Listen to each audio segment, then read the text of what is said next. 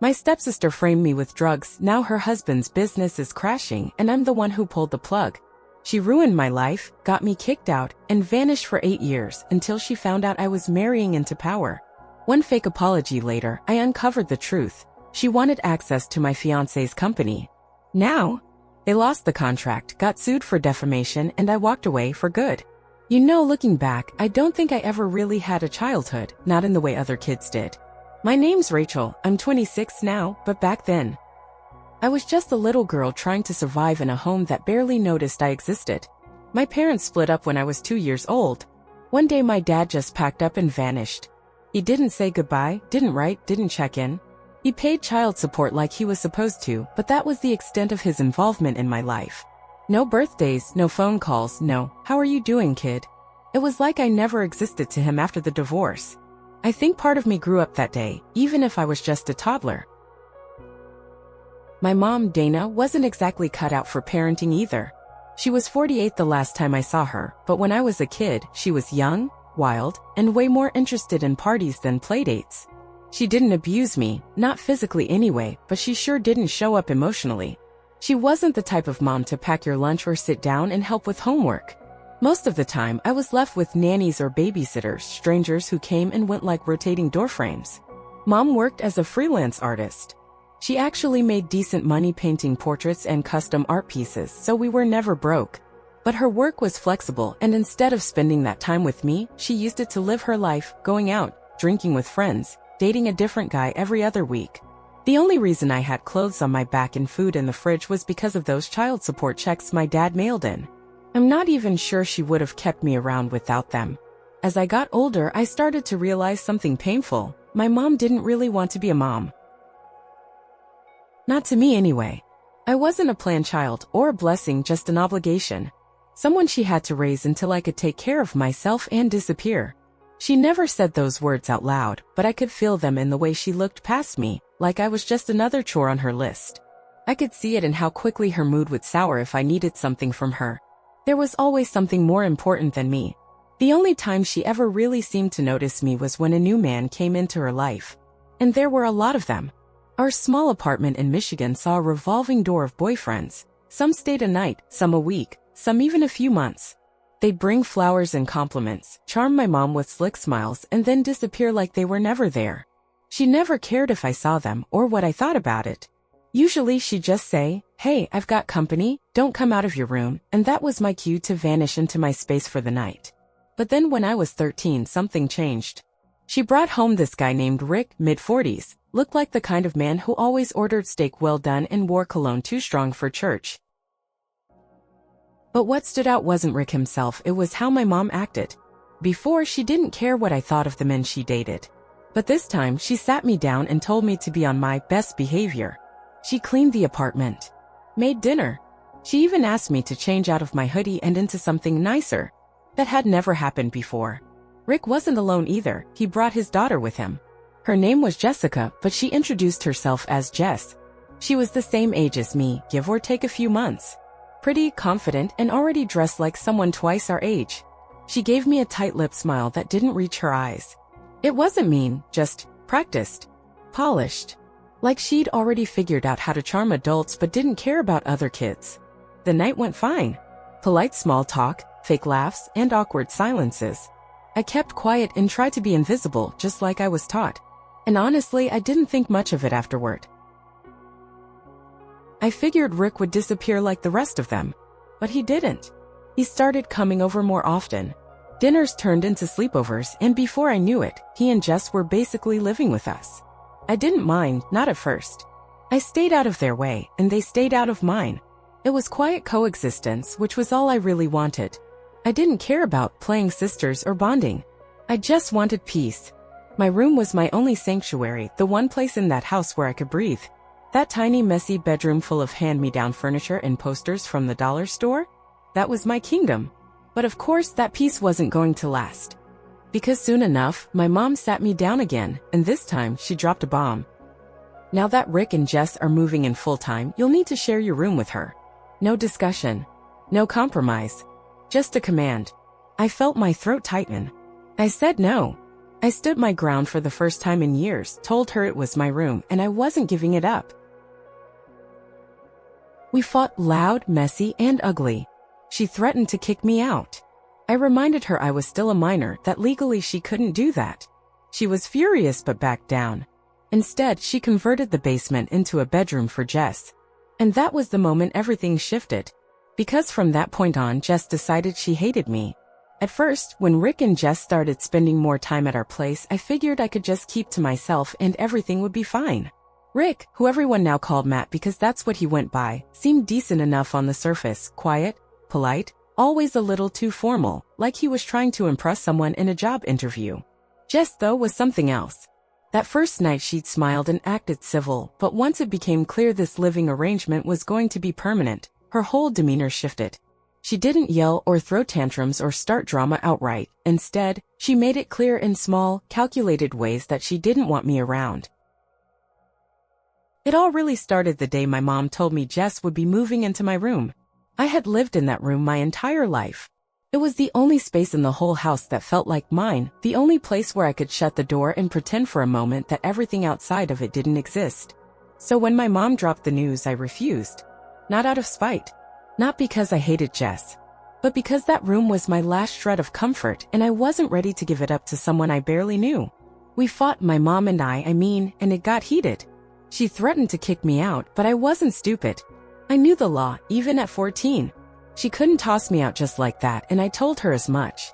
In the end, she relented, but not without making it very clear that I had embarrassed her in front of Matt and his daughter. Jess ended up in the basement, which wasn't even that bad. My mom spent weeks fixing it up, throwing money into paint, furniture, lighting. By the end, it looked just as nice as any other room in the house. But somehow to Jess it wasn't good enough. The day she moved in, my mom gave them a tour and made a point of telling everyone that Jess had to stay downstairs because I refused to share my room. I still don't know why she did that. Maybe she wanted to make me feel guilty, maybe she liked stirring the pot, but all it did was light a fire in Jess. From that moment forward, she treated me like I was the enemy. What had started as polite distance turned into open hostility. She never screamed or caused scenes, but she would make these cruel little comments when no one was around.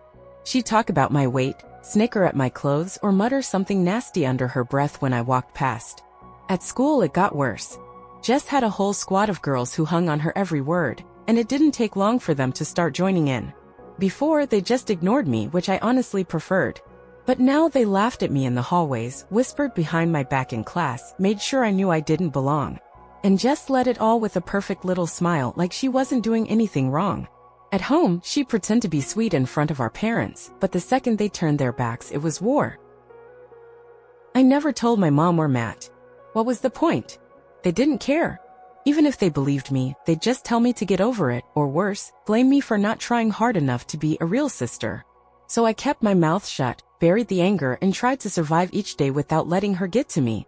But the more I stayed quiet, the more power she seemed to have. And somewhere deep down, I think my mom liked it that way. Jess was the daughter she always wanted, pretty, popular, confident. Me? I was just the girl taking up space in her house. And for the first time, I started to believe maybe she really had been waiting for an excuse to get rid of me all along. Once Jess decided I was the villain in her little story, it was like she made it her full-time mission to make my life as miserable as possible. At first, it was just snide remarks when no one was around, little jabs about my clothes, my skin, my weight, but it didn't take long before she stepped it up. By the time we were both in high school, she had completely poisoned the water around me. Jess had a tight-knit group of girls who treated her like the queen bee, and whatever she said, they followed. They didn't need reasons to hate me. Jess's opinion was all the justification they needed. It was like one day I just stopped existing in their eyes as a regular person and became some walking target they could mess with whenever they felt like it. They'd whisper when I passed by, laugh when I got called on in class, sometimes even trip me in the hall just to watch me stumble. The thing that hurt the most wasn't even the bullying, it was how alone I felt through all of it. I didn't have anyone to turn to. My mom didn't want to hear it, and Matt acted like Jess could do no wrong. Anytime I tried to speak up or defend myself, somehow I became the problem. Jess would turn on the waterworks in front of them like she was auditioning for an Oscar, and they'd buy it every time. I couldn't fake tears the way she could. I didn't have that manipulative charm. So I'd get grounded, lectured, told to be nicer to Jess, while she walked away without a scratch. The older I got, the heavier everything felt. I started binge eating just to numb myself, and the weight piled on fast. I didn't care how I looked because honestly, what did it matter?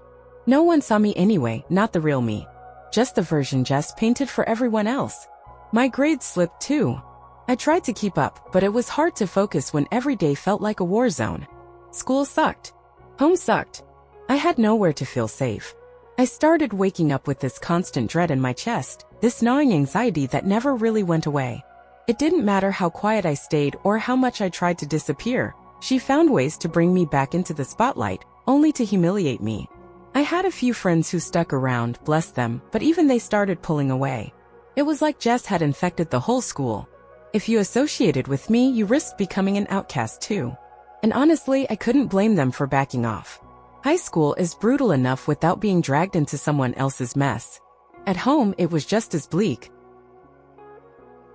My mom would constantly compare me to Jess, as if she'd forgotten all the things Jess did to make my life hell. Why can't you be more like her, she'd ask, and I'd have to bite my tongue just to keep from screaming. But deep down, I knew the truth. Jess was the daughter she wanted, and I was the reminder of everything that didn't work out in her life. There were moments when I'd look in the mirror and wonder how I became this version of myself, overweight, acne-covered, exhausted, and numb. I didn't recognize the girl staring back at me. I was barely holding on, just counting down the days until I turned 18 and could get out for good. That house wasn't a home. It was a cage, and Jess had the keys. I always knew things were bad, but I didn't realize how low Jess would sink until the day she set me up and tore my life apart for good. I was a few weeks shy of turning 18, just trying to survive those last miserable days under my mother's roof without completely falling apart. Jess had started hanging around with an older crowd, college guys, party kids, people who thought they were hot stuff just because they were old enough to buy beer. I knew what she was doing, even if no one else wanted to see it. She'd come home with bloodshot eyes, smelling like smoke and cheap perfume, and I was pretty sure she was drinking and smoking pot, but I kept my mouth shut. Telling the truth in that house never helped me, it always blew up in my face. Then one weekend, everything went to hell. I had just stepped into the shower, thinking it'd be nice to have 10 peaceful minutes for once. But when I got out, my mom was banging on the bathroom door like the house was on fire. I threw on clothes as fast as I could and rushed into my room, only to find her, Matt, and Jess already there, standing around like they were holding a court hearing. My heart dropped when I saw what my mom was holding, empty beer bottles and a huge plastic baggie of weed, all pulled from under my bed. I didn't even need to ask how it got there. Jess must have planted it while I was in the shower, then tipped my mom off so she could walk in and find it. I was stunned, standing there dripping wet and shaking, trying to find the words to explain that it wasn't mine. But none of them were listening. My mom went off like a bomb, screaming that I was a disgrace, that I was ruining her life, that I was lazy, ungrateful, eating all her food, and would never amount to anything. I tried to speak. I tried to explain. I even dared to say maybe Jess had something to do with it, and that just sent my mom into overdrive. She accused me of being jealous, said I was always trying to tear Jess down, that I'd never be anything compared to her. I was crying, sobbing so hard my chest hurt, but she didn't care. She just kept unloading all this hatred, like it had been bottled up for years, and finally found a crack. And then, the part that still makes my stomach turn, she told me to get out. Not in a moment of anger kind of way, but like it was a decision she'd already made. I asked her where I was supposed to go and she shrugged. Said it wasn't her problem. If I didn't leave, she'd call the cops. And since I was nearly 18, they'd treat me like an adult and slap me with drug charges. I was stunned. She looked at me like I was trash, like I'd never meant anything to her. Matt didn't say a word. Jess stood there, arms folded, smirking like she just won a game. And maybe she had. I begged. I cried. I told them I had nowhere to go. But it didn't matter. My mom gave me until the end of the day to pack up and get out. So I did. I stuffed everything I owned into 2 trash bags and a worn-out duffel, and I left without a goodbye. Not a single word from any of them. I sat on a bench at the park until it got too cold to bear, and then I walked to my best friend Amy's apartment, praying she'd let me stay. Thankfully she did. Her parents had heard bits and pieces over the years, but when I finally told them everything, they were horrified. They offered me a place to stay for as long as I needed, no questions asked. For the first time in my life, someone actually cared about me. And that's the day I stopped being their daughter. That's the day I stopped being afraid of leaving behind people who had already left me behind long ago. Living with Amy and her family felt like stepping into a completely different universe, one where parents actually cared, where dinner conversations weren't landmines, and where I wasn't walking on eggshells just to make it through the day. They didn't just give me a couch or an air mattress, they gave me space, stability, and the kind of kindness I didn't even realize I'd been starving for. Amy's parents were well-off, kind-hearted people who didn't ask for anything in return. They said I could stay as long as I needed, and they meant it. Amy and I shared her room, and even though it was tight, I'd never felt more secure. For the first time in my life, I could actually breathe. I wasn't being yelled at, blamed, or compared to someone who hated me. I was just safe. I enrolled in community college because, honestly, it was the only school that would take me with my wrecked GPA. My grades had been awful by the time I got kicked out, and I didn't have the mental energy to pretend I was some overachiever. But even that small step felt like progress. I started working part-time, saving every dollar I could, dreaming of one day having my own place, somewhere I could decorate however I wanted, where no one could kick me out just for existing. Slowly, things started to shift. I lost weight, not because I hated myself, but because I wasn't stress eating anymore. I started exercising with Amy, and we'd go on long walks around the neighborhood, just talking about nothing and everything. My skin cleared up. My posture changed. I started holding my head a little higher. I was still anxious, still processing years of being treated like garbage, but I wasn't numb anymore. I was starting to come back to life. Amy's parents never made me feel like a burden. They never treated me like charity. They celebrated my small wins, like passing a tough class or sticking to a savings goal, and I clung to those moments. They were helping me rebuild not just my future, but my sense of self. It took a few years, but eventually I saved enough money to get my own tiny apartment. Nothing fancy, just a one-bedroom with old pipes and creaky floors, but to me it felt like a castle. Amy's parents helped me move in, brought over some furniture, even stocked my fridge for the first week. They told me I'd always have a home with them if I ever needed it again. And I believed them. That meant everything. Moving out was more than just gaining independence, it was the first time I felt proud of myself. I had made it out of the wreckage. I had survived my mother, my stepsister, and all the years of being made to feel like I was worthless. And now I was finally building something that was mine. I was still figuring things out, still healing, but I wasn't broken anymore. I was becoming someone I actually liked. By the time I finally felt like my life had some kind of direction, I realized there was still a big part missing: love, the real kind, not the fake promises and shallow affection I grew up watching my mom chase over and over. I'd spent so long trying to feel whole that dating honestly felt like a risk I wasn't sure I could afford, but I also knew I didn't want to be alone forever. So I gave it a shot. I downloaded a dating app, went on a few awkward coffee meetups, chatted with guys who were either boring or way too intense, and just when I was about to give up, I met Jeff. At first glance, he wasn't flashy. He had this goofy grin, kind eyes, and a dry sense of humor that caught me off guard. We talked for hours that first night, and it just felt easy, natural, like I wasn't performing or shrinking myself down to make someone like me. He really saw me, and I hadn't felt that in years. We started dating not long after, and the more time we spent together, the more I realized I'd stumbled into something rare. Jeff wasn't just kind, he was consistent. He showed up when he said he would. He remembered little things I told him. He never made me feel like I was too much or not enough. And the crazy thing? I had no idea he came from money. I didn't find out until months in that his family owned a chain of successful restaurants and that he was set to take over one day. It didn't change anything for me. I was already in love with the guy who made me feel safe and happy, not his bank account. After about a year of dating, we decided to move in together. I was nervous, not because I didn't love him, but because I'd never really lived with someone who treated me right. But Jeff made everything feel simple. We picked out furniture together, argued over which brand of coffee was best, fell asleep on the couch more nights than I can count.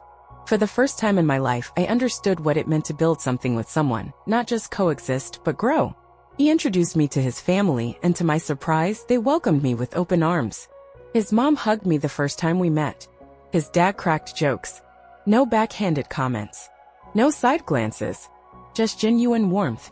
It felt unreal. When Jeff proposed a few months ago, it wasn't some over-the-top Instagram-worthy moment. It was quiet, personal, and perfect. We were sitting on our balcony, eating takeout, watching the sun go down when he pulled out the ring. I didn't even let him finish his speech before I said yes. After everything I'd been through, every cruel word, every night I cried myself to sleep, every time I thought I wasn't worthy of love, here was this man who looked at me like I was his entire world. And for once I believed it. I wasn't just surviving anymore. I was thriving. With Jeff, I wasn't that scared, broken girl from a toxic home. I was a woman with a future, with someone who truly loved me, and that changed everything. It had been nearly 8 years since I last heard from anyone in my family, and honestly, that was by design. I had blocked them out of my life completely, no social media, no updates, no quiet check-ins through mutual friends. I didn't want to know how they were doing, and I definitely didn't want them knowing how I was doing either. I had built a whole new life, one I was proud of, and the last thing I needed was a reminder of the hell I'd crawled out of. So when I opened my email one random Tuesday morning and saw a message from Jess sitting in my inbox, my stomach flipped. At first I thought maybe it was spam or someone pretending to be her, but no, it was definitely her. She wrote a whole long message apologizing for everything, admitting she had treated me like garbage for no reason, and even confessed to planting the alcohol and weed in my room all those years ago. She said she was in a bad place back then and didn't know how to handle her feelings. I just stared at the screen, trying to process it. Part of me had dreamed about hearing those words one day, but now that they were in front of me, it didn't feel good. It felt suspicious. The timing especially was weird. I had just announced my engagement to Jeff online a couple weeks earlier, and even though Jess and I hadn't been connected for years, we went to the same high school. All it would have taken was one mutual friend to mention the post, and she'd know everything. Something about it felt off, so I did what anyone would do. I started digging. I made a fake profile and searched her up, just to see what she'd been up to, and that's when I saw it. Her husband ran a packaging supply company. Not just any company, but one that provided plastic containers and delivery items for restaurant chains, exactly the kind of stuff Jeff's family business used. My heart sank as I connected the dots. I went to her husband's business page, clicked through his bio, and there it was. He was one of the vendors Jeff's company had been using. I couldn't believe it. After all these years of silence, Jess didn't just randomly want to make peace, she had a motive. She'd found out about my engagement, realized who Jeff was, and knew we had the power to affect her husband's business. That's why she reached out. It wasn't guilt, it was damage control. I told Jeff everything, laid it out with proof, and to my relief, he took it seriously. He'd already been having issues with the supplier, delayed shipments, poor quality, stuff like that, so this just sealed the deal. We decided right then to cut ties with her husband's company. It wasn't revenge. It was business. But something told me Jess wasn't going to see it that way. Not even a week after Jeff officially ended the contract with Jess's husband's company, all hell broke loose online. I hadn't even had time to catch my breath before I started getting notifications, tags, DMs, screenshots, all pointing to one long, bitter Facebook post written by none other than Jess. In it, she accused Jeff and me of sabotaging their business out of spite, claiming I held a years-long grudge and used my fiancé to ruin her and her husband financially. She made herself sound like a victim of some elaborate takedown, said they were already losing clients and this was the final blow. She even tagged Jeff's company page to make sure it got attention. I couldn't believe what I was reading.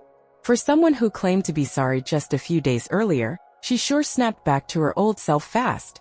She twisted the truth into this soap opera fantasy where I was some vengeful ex-stepsister who couldn't let go of the past. What she didn't say was that her husband's products had been garbage for months, or that they were already on thin ice before I even found out who he was. Jess made it all about me, as if I was pulling puppet strings behind the scenes to ruin her life. And yeah, I'll admit, there was a part of me that didn't feel bad about how things turned out. After everything she'd done to me, after how easily she destroyed my childhood without a second thought, seeing her face consequences wasn't exactly heartbreaking. But that wasn't the reason Jeff dropped the contract, and it sure as hell wasn't a personal vendetta. It was a business decision, clean and simple. Jeff and his dad had already been looking for a new supplier, and her husband's company had been charging too much for too little. Still, Jess kept digging in, messaging me, posting cryptic things, trying to make it look like we were bullies. That's when Jeff finally had enough. He called his dad's lawyers, laid everything out, and they decided to pursue legal action, not just to protect the company's name, but because Jess's post could actually hurt their brand and reputation. A defamation claim was filed within days. Suddenly, things got real quiet on her end. But the damage had already been done. Her post had gone around enough to raise eyebrows, and now it wasn't just a family mess, it was a legal one. And the craziest part? I actually felt guilty. For a second, I let myself wonder if I'd overstepped by telling Jeff about her husband. But then I reminded myself, Jess made her bed. She planted drugs in a 17-year-old's room to get me kicked out, turned my life into a nightmare, and never once looked back until her business was on the line. I didn't burn that bridge. She did. And now she'd finally run out of places to hide. The legal process moved faster than I expected, mostly because Jeff's father's lawyers were absolute sharks who didn't mess around. They had years of experience dealing with people who thought they could run their mouths without consequences, and Jess and her husband didn't stand a chance. The case wasn't dragged out, just a few meetings, some back and forth between attorneys, and before we even got close to a courtroom, they realized they were in way over their heads. The defamation claim stuck, plain and simple. Jess's post had damaged Jeff's company's reputation, and she couldn't prove a single thing she said, and it was true. In the end, we reached a settlement, and they were forced to issue a public retraction and pay damages. It wasn't about the money, it was about making it clear that you can't just lie and spin stories because your poor choices come back to bite you. And honestly, after years of being the one who got punished for things I didn't do, being the one who got justice for once felt freeing. But as soon as the dust settled, my mom came crawling back into the picture like clockwork. I hadn't heard from her in almost a decade, and suddenly she was blowing up my phone, leaving voicemails, sending texts like she was concerned about poor Jess being dragged through the mud. It was laughable. The same woman who kicked me out without a second thought, who chose her stepdaughter over her own child, now wanted to play peacemaker. She didn't ask how I was doing, didn't acknowledge the years of silence, just jumped straight into defending Jess and trying to guilt me into backing off. But I wasn't that scared girl anymore. I didn't need her approval. I didn't need her roof. I didn't even need her number in my phone. So I blocked her. Just like that. I cut the cord for good, no hesitation, no second guessing. Because even if it took me years to realize it, I deserve better than people who only show up when they're losing something. Jess can cry about the fallout all she wants. My mom can rewrite history in her head if that helps her sleep at night. But me? I'm done. I've got a life now, a real one, with people who love me and treat me like I matter. And nothing from that old life is coming with me into the next chapter. These days, I wake up next to the love of my life in a home we built together, peaceful, warm, and nothing like the chaos I grew up in. Jeff and I are planning our wedding, and every little detail feels like a celebration of everything we've survived to get here. Sometimes I catch myself standing in the kitchen with a cup of coffee, just looking around in quiet disbelief. The girl who once sat on a park bench with 2 trash bags and nowhere to go now has a future filled with love, safety, and people who actually show up for her. The weight of the past doesn't hang on me the way it used to. Sure, I still carry scars, but they don't define me anymore. They remind me how far I've come. There's something powerful about choosing your own path when everyone else tried to write your ending for you. I'm no longer that broken kid hoping someone might care enough to stay. I'm a woman who built her own home, chose her own family, and found the kind of love I never thought I'd deserve. Jess and my mom? They're just names in an old story I don't feel the need to reread. They had their chances and they showed me exactly who they were. And now I get to choose who stays in my life and who doesn't. I used to wonder if I'd ever get closure, if I'd ever stop feeling like the unwanted girl in someone else's house. But now I realize closure isn't always about getting an apology. Sometimes it's just walking away and knowing you never have to look back. I'm not perfect. My life isn't either. But it's mine, and for the first time, that's more than enough.